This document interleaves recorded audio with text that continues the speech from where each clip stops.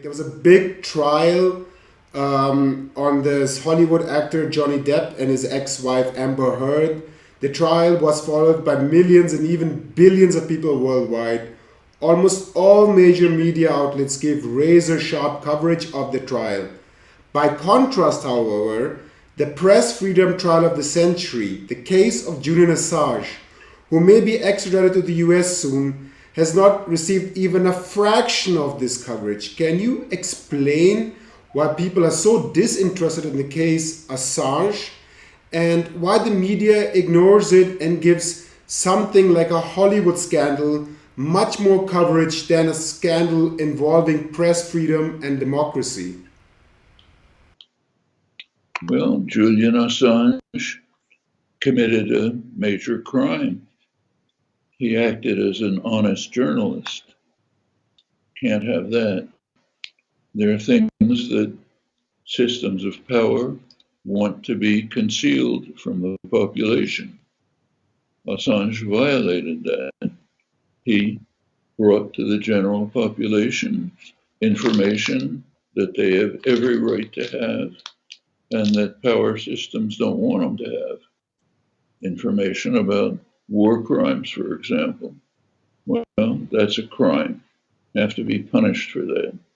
So he's been kept in conditions of virtual torture for 6 years now. First isolated in an apartment. Ecuadorian embassy is a small apartment. I visited him there. He had fewer rights than a prisoner on death row who can at least walk outside and see the sun, not Assange. Then the British put him in a high security prison for the crime of not paying bail. Okay. The UN Rapporteur on torture simply described this as torture. He's personally practically destroyed. Now he's facing extradition to the United States, where he could spend the rest of his life, such as it is, in a high security prison. Well, that's punishment for a major crime. You don't tell citizens things they ought to know, but the powerful don't want them to know. And the failure of most journalists to defend him is outrageous. They're the ones who should be right in the front defending him. Some are very good ones, but too many are not. It's a real scandal. Also a scandal in Australia. He's an Australian citizen. Australia should have been pressing hard for him to be released to Australia at the very beginning of this.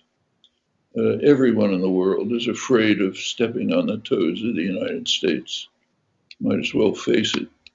The world is, international relations specialists can publish their essays, but the fact is that the world is run very much like the Mafia.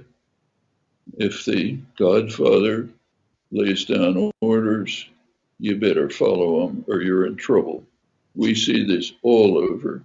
Like take the Iran situation.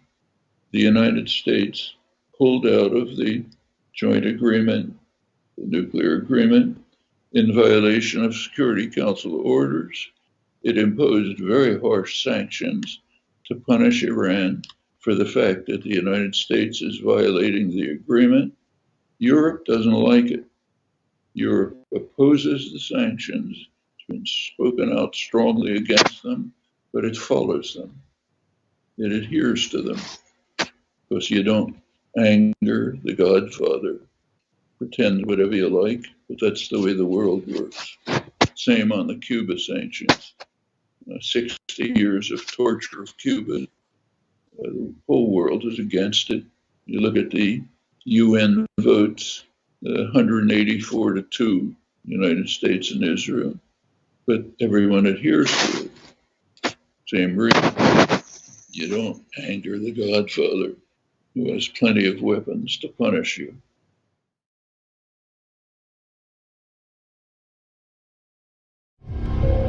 Well, first, they're getting Julian. Then they will get you, me, everyone. This is a clear struggle for freedom of the press and for the right of citizens to know that which governments are doing behind their backs, supposedly on their behalf.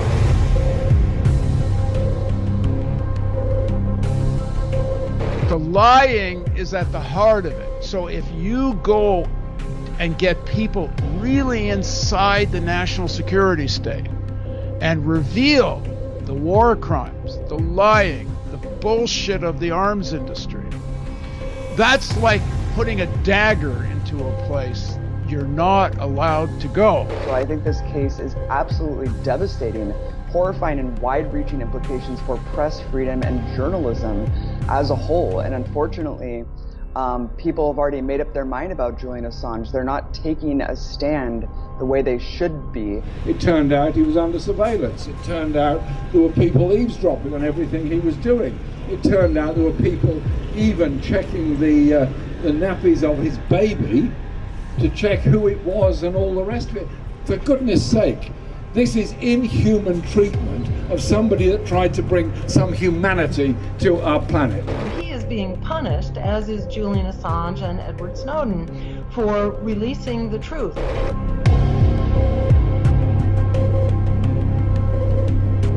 He's on death row. He will be on death row if he is extradited. A felon who confessed, who's one of the US's principal witnesses in this grotesque case. Not long ago, he confessed that everything he said was a fabrication. Not a word about him. If this man gets extradited to the United States, he will be tortured until the day he dies. The CIA was trying to murder Julian Assange or to capture Julian Assange. It may now be Julian and it may now be Glenn Greenwald, but who will be next? Julian is a publisher. Julian is also a son. He's a friend. He's my fiancé and a father. Julian needs his freedom, and our democracy needs a free press. Yes, it is about Julian Assange, but it is much more also about all of you and your children and your families. And 20 years from now, will you still be able to know the truth about what your government is doing? Or when it has become a crime to inform you about what your government is doing with your tax money to other people that have not done anything wrong in their lives?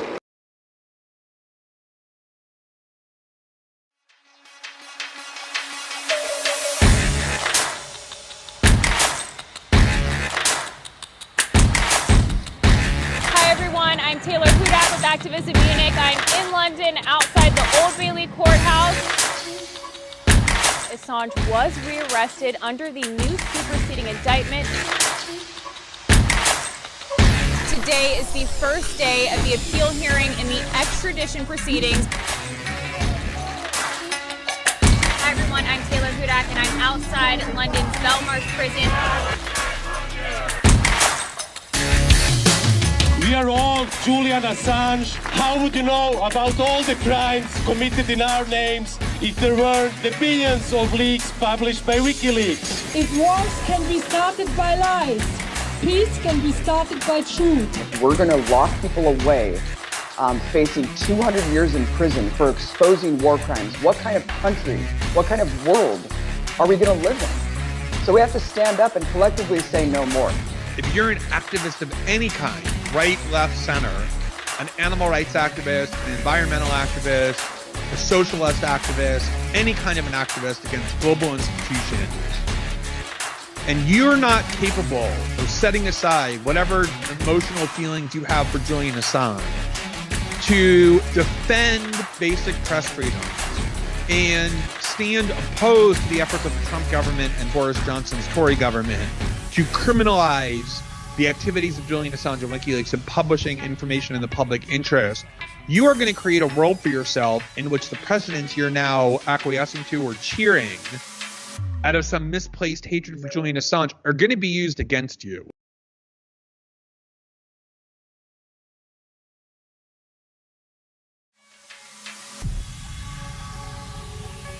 When you're in a dark room, one person switching on the light will make everyone see, right? Don't look for the light somewhere else. Go and switch it on yourself. We should all thank Julian for his courage and integrity in providing us with this precious gift at great cost to himself, much to our shame. But think about the opportunities that you have, right?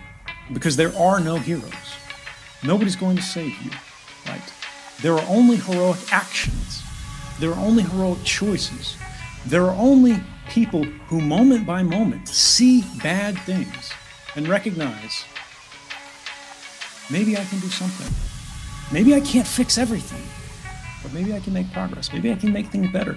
Maybe I am the one that I'm waiting for. And as soon as you start thinking like that, you'll realize that you are.